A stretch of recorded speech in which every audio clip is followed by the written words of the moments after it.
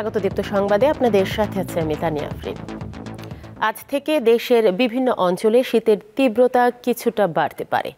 বিশেষ করে উত্তরাঞ্চল থেকে শুরু করে দক্ষিণ পশ্চিমাঞ্চলে শৈত্যপ্রবাহ ছড়িয়ে পড়তে পারে, এমনটাই জানিয়েছে আবহাওয়া অধিদপ্তর। হিমেল বাতাসের সঙ্গে কনকনে ঠান্ডা পড়েছে দেশের সর্ব উত্তরের জেলা পঞ্চগড়ে। সকাল ৯টায় জেলার সর্বনিম্ন তাপমাত্রা ৮.৪ ডিগ্রি সেলসিয়াস রেকর্ড করেছে তেঁতুলিয়া আবহাওয়া অফিস। গত ২ দিন ধরে পঞ্চগড়ে কিছু সময়ের জন্য সূর্যের দেখা মিললেও নেই উত্তাপ। ওই অঞ্চলের আরেক জেলা কুড়িগ্রামেও জেঁকে বসেছে শীত। সকাল ৬টায় জেলায় সর্বনিম্ন তাপমাত্রার পরিমাপ করা হয়েছে ১১.৮ ডিগ্রি সেলসিয়াস। তীব্র শীতে বিপাকে পড়েছেন নিম্ন আয়ের মানুষ। এছাড়াও চুয়াডাঙ্গায় সকাল ৬টায় ১০ ডিগ্রি এবং বরগুনায় সর্বনিম্ন তাপমাত্রা ১৪.১ ডিগ্রি সেলসিয়াস রেকর্ড করেছে আবহাওয়া অফিস।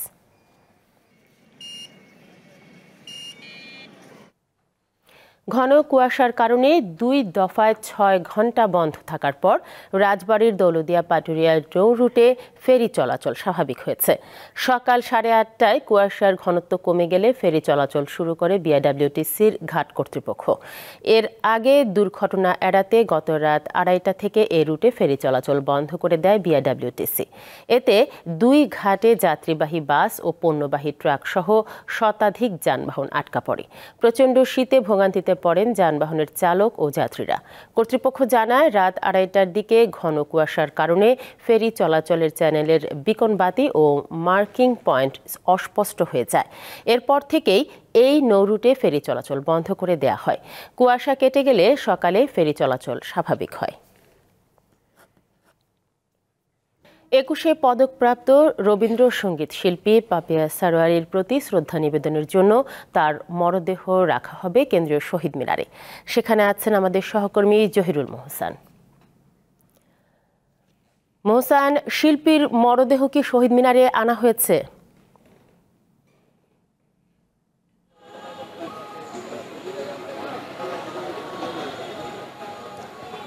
পাপিয়া সরোয়ার গতকাল সকাল ৮টায় শেষ নিঃশ্বাস ত্যাগ করেছেন। তার মৃত্যুর পর আমরা দেখেছি সামাজিক যোগাযোগ মাধ্যম থেকে সঙ্গীত অঙ্গনে সব জায়গায় কিন্তু শোকের ছায়া নেমে এসেছে এবং আজ সকাল ৯টা থেকে তাকে শ্রদ্ধা জানানো শুরু হয়।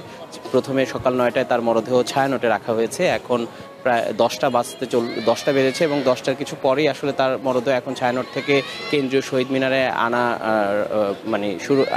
আনা হচ্ছে এবং তিনি পথে আছেন। তার মরদেহ নিয়ে কিছুক্ষণের মধ্যেই এখানে এসে পৌঁছাবেন বলে জানিয়েছেন বাংলাদেশ রবীন্দ্রসঙ্গীত শিল্পী সংস্থা এবং তাদের উদ্যোগেই আসলে এই শ্রদ্ধা নিবেদন পর্বটা এখানে রাখা হয়েছে। শ্রদ্ধা নিবেদনের জন্য আমরা দেখেছি সকাল থেকেই কিন্তু এখানে বিভিন্ন দেশের প্রখ্যাত রবীন্দ্রসঙ্গীত শিল্পীরা এখানে ভিড় করছেন এবং শোবিজের অনেকেই আসলে এখানে অংশ নিতে এসেছেন, তাকে শেষ শ্রদ্ধা নিবেদন করতে এসেছেন। আমরা দেখতে পাচ্ছি এরই মধ্যে কিন্তু পাপিয়া সরোয়ারের মরদেহবাহী গাড়িটা কিন্তু আসলে কেন্দ্রীয় শহীদ মিনারের দিকে আসছে এবং তার মরদেহ নিয়ে প্রবেশ করছে। এই মরদেহ পৌঁছানোর পরেই কিন্তু তাকে শ্রদ্ধা নিবেদনের পর্বটা শুরু হবে এবং প্রায় বেলা ১২টা পর্যন্ত কেন্দ্রীয় শহীদ মিনারে পাপিয়া সরোয়ারকে শ্রদ্ধা জানানো হবে। এরপর তার মরদেহ নিয়ে যাওয়া হবে বনানীর কবরস্থানে, সেখানে তার বাবার কবরে আসলে তাকে সমাহিত করা হবে এবং এর আগে জুমার নামাজের বনানী মসজিদে জুমার নামাজের সময় তার আসলে জানাজা অনুষ্ঠিত হবে।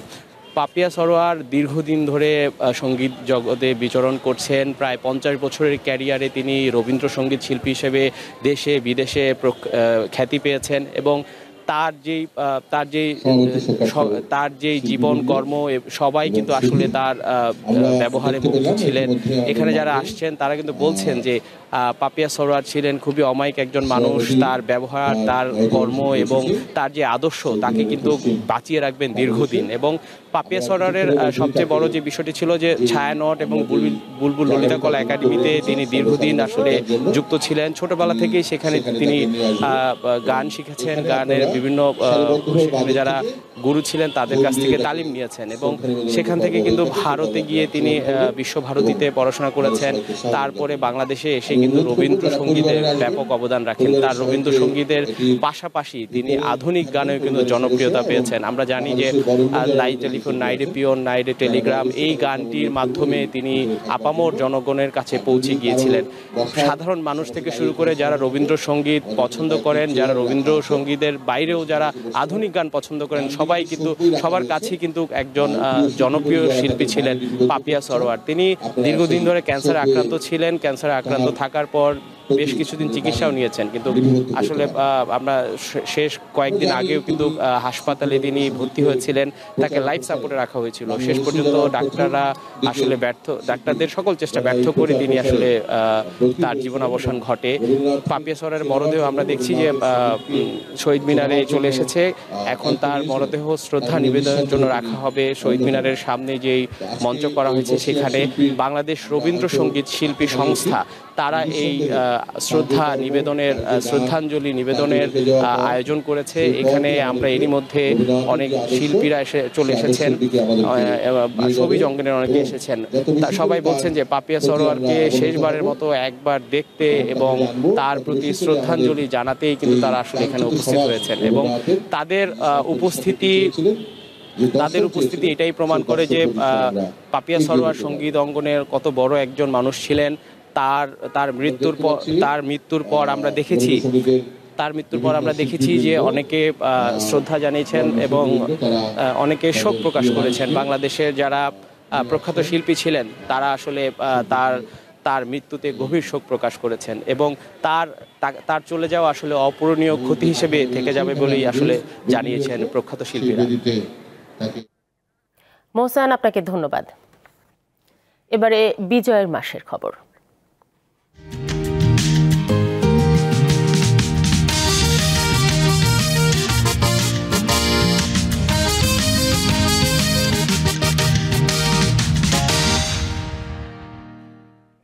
নারায়ণগঞ্জের রূপগঞ্জ উপজেলা মুক্ত দিবস আজ। 1971 সালে মহান মুক্তিযুদ্ধের এই দিনে রূপগঞ্জ এলাকা পাকিস্তানি হানাদার মুক্ত হয়। 13 ডিসেম্বর পাকিস্তানের সেনাবাহিনীকে চারিদিক থেকে ঘিরে ফেলে মুক্তিবাহিনীর সহযোগিতায় মিত্রবাহিনী। আগের দিন রাতে কুমিল্লার দিকে থেকে আসা পাকিস্তানি সেনাবাহিনীর সঙ্গে পরদিন দুপুর পর্যন্ত সম্মুখ যুদ্ধে হানাদার বাহিনী কোণঠাসা হওয়ার পর আত্মসমর্পণের সিদ্ধান্ত নেয়। মুক্তিযুদ্ধের 3 number sector commander major general KM Shafiullah, তার ফোর্স ও মিত্রবাহিনী, তৎকালীন উপজেলা মুক্তিযোদ্ধা কমান্ডার আব্দুল জব্বার খানের পিনু গ্রুপ সহ প্রায় 2000 মুক্তিযোদ্ধার বিশাল বাহিনী বিজয় পতাকা উত্তোলন করে রূপগঞ্জকে শত্রুমুক্ত ঘোষণা করেন। মুড়াপাড়া বিশ্ববিদ্যালয় কলেজের ছাদে বিজয়ের পতাকা তুলে রূপগঞ্জকে শত্রুমুক্ত ঘোষণা করা হয়।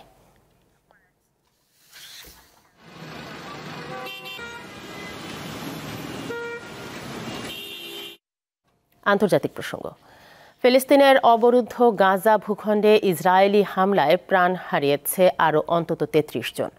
গাজার স্বাস্থ্য মন্ত্রণালয় জানায়, রাতভর নুসাইরাত শরণার্থী শিবিরে হামলা চালায় ইসরায়েল। এতে একটি পরিবারের সবাই নিহত হন বলে জানায় আন্তর্জাতিক গণমাধ্যম। হামলায় আহত হন আরও প্রায় 100 জন। এ নিয়ে উপত্যকাটিতে নিহতের সংখ্যা 44,830 জন ছাড়িয়ে গেছে।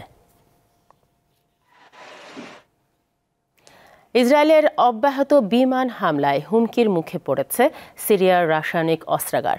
স্থানীয় সময় বৃহস্পতিবার রাসায়নিক অস্ত্র পর্যবেক্ষণ প্রতিষ্ঠানের পক্ষ থেকে জানানো হয়, হামলার কারণে ক্ষতিগ্রস্ত হতে পারে আশপাশের এলাকা। গৃহযুদ্ধ কাটিয়ে উঠতে না উঠতেই সিরিয়ায় একের পর এক বিমান হামলা চালাচ্ছে ইসরায়েল। মূলত সামরিক ঘাঁটিগুলোকে টার্গেট করেছে নেতানিয়াহু বাহিনী। এ বিষয়ে মার্কিন পররাষ্ট্রমন্ত্রী বলেন, সিরিয়ার সামরিক বাহিনীর সমরাস্ত্র ভুল হাতে যাওয়া ঠেকাতেই এ ব্যবস্থা নেওয়া হয়েছে। তবে এ হামলার নিন্দা জানিয়ে সিরিয়ার সার্বভৌমত্ব ও আঞ্চলিক অখণ্ডতা ব্যাপকভাবে লঙ্ঘনের জন্য দুঃখ প্রকাশ করেন জাতিসংঘের মহাসচিব। উদ্ভূত পরিস্থিতিতে সিরিয়া নিয়ে বৈঠক করতে তুরস্কে পৌঁছেছেন মার্কিন পররাষ্ট্রমন্ত্রী অ্যান্টনি ব্লিংকেন।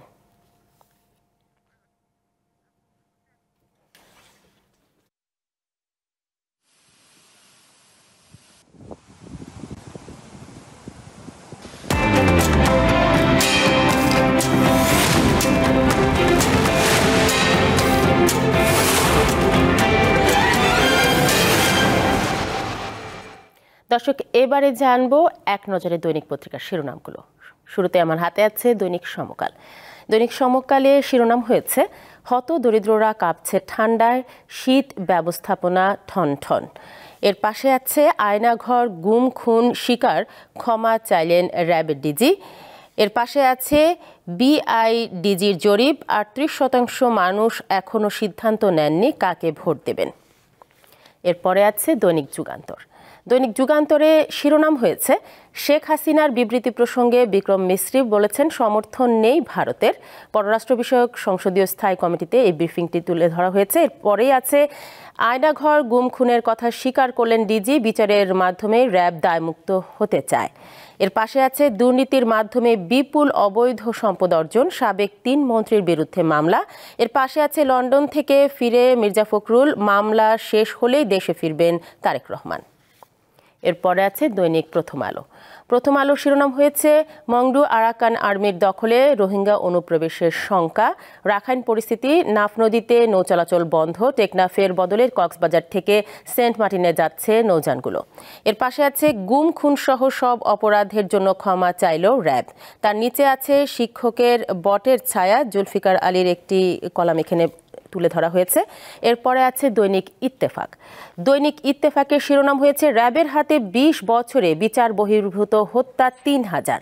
তার পাশে আছে গুম খুন ও আয়না ঘরের জন্য ক্ষমা চাইল র্যাব, আর কোনো অপরাধে না। এরপরে আছে ভারত পাকিস্তানের কিছু ইস্যুর জন্য সার্ক সক্রিয় হচ্ছে না বলেছেন ডক্টর মোহাম্মদ ইউনুস। তার সাথে আছে ইউরোপগামী 5000 শিক্ষার্থী অনিশ্চয়তায়, ভিসা সেন্টার দিল্লিতে হওয়ায় সংকটে শিক্ষার্থীরা, সশরীরে উপস্থিত ছাড়া ভিসা দেয়া হবে না।